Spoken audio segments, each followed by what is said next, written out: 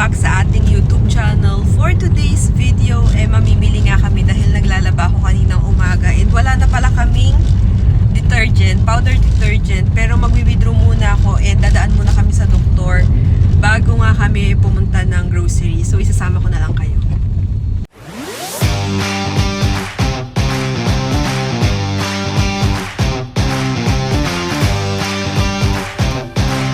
After nga namin manggaling sa doktor at mag-withdraw, dito na nga kami dumiretso sa may Walter Mart. Ayan. O, di bang sweet? HHWW, charot. Ito nga yung pakay namin dito, mag-grocery, dahil nga wala na kaming laundry detergent. Alam nyo naman guys, masipag ako maglaba. Kaya ayan. At bukod ron, ito pinakuha ko na nga yung asawa ko ng mga gusto niyang kainin. At kung ano pa yung iba naming kulang, yun nga lang yung binili namin ngayon. Dahil kaka-grocery lang namin nung nakaraan. Kaya yan, konti lang talaga.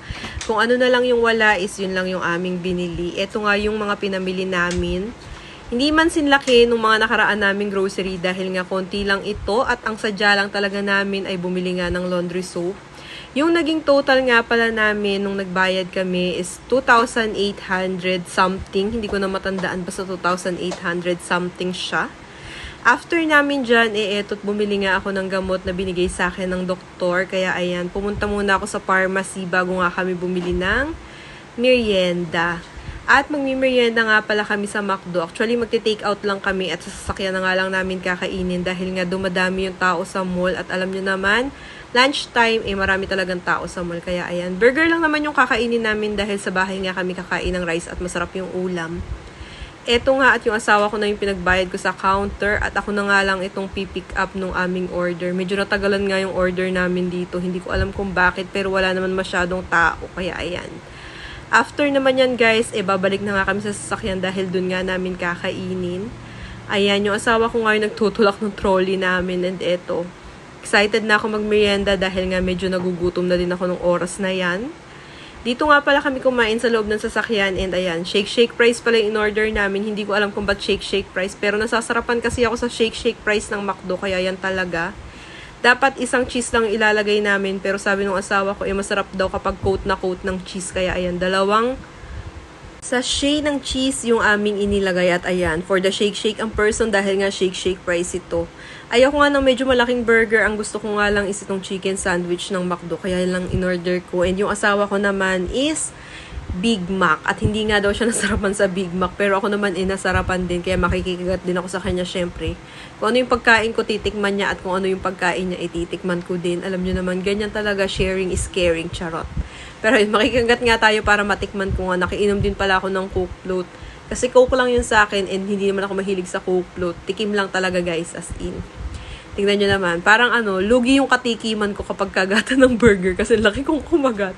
At yan na nga yung aming merienda for today. So guys, nakagaling na nga kami sa doktor and ayan, nakakain na kami. Kakain na asawa ko. And nakagaling na kami, nakabili na din ako ng gamot na aking iti-take. And then, ano ba gagawin natin? Magde-deliver na lang kami ng niyog. May sakay kaming niyog pala sa likod kasi may umorder sa amin. Nagtitinda nga pala kami ng buko. So ayan. Sama na lang namin kayo doon. So guys, nandito na kami at yung aking asawa is ayan, nagbababa na ng niyog. Para ko sa inyo. Ayan, binababa na niya yung aming tinda na niyog. Ayan, mura kasi sa amin guys, pati yung buko mura sa amin. Ayan, binababa na niya. 15 pieces kasi yung order nito kaya dinala na namin. Ito yung mga pinamili namin kanina. Ayan, andyan lahat. Bumili pala kami ng Dunkin Donut guys kasi favorite ng asawa ko yan kaya bumili na din kami. So, ayun na nga guys. Kahapon kasi, may pinuntahan ako, may nilakad ako. And ngayon, ako nag-withdraw, kaya ngayon din kami nag-grocery. May bagong Nike store na pala dito sa Cabanatuan. Sabi ko sa asawa ko, sa sweldo, pumunta kami para bumili kami ng tsinela. So, sa susunod na mini-vlog natin, baka pumunta kami doon. May ipapakita din pala ako sa inyo. Tinanong ko kasi sa aking doktor kung pwede ko na siyang i-take and pwede na daw. So, papakita ko sa inyo yung susunod nating re-reviewin product para dito sa ating YouTube channel. And guys, ayan, nakauwi na kami ng bahay. Ito nga pala yung sinasabi ko sa inyo. So, tinanong ko kung pwede na ako ulit gumamit nito and pwede na daw. So, meron tayong i-review si Sugar Dal na rejuvenating. And then, meron pa ako ito yung iinumin. Na-plug ko na to sa TikTok. Pero ito, inumin natin to. Vitamins and glutathione. Ito sila, ayan. Ito ay kay Daily Plus. So, ayan. Tinanong ko muna sa doktor kung pwede na and okay na daw. May go signal na. So, pwede na tayo ulit mag-review ng product. Ayun lang guys, that's it for today's video. Sana nagustuhan nyo. Please like this video at mag-subscribe kayo dito sa ating YouTube channel. Bye!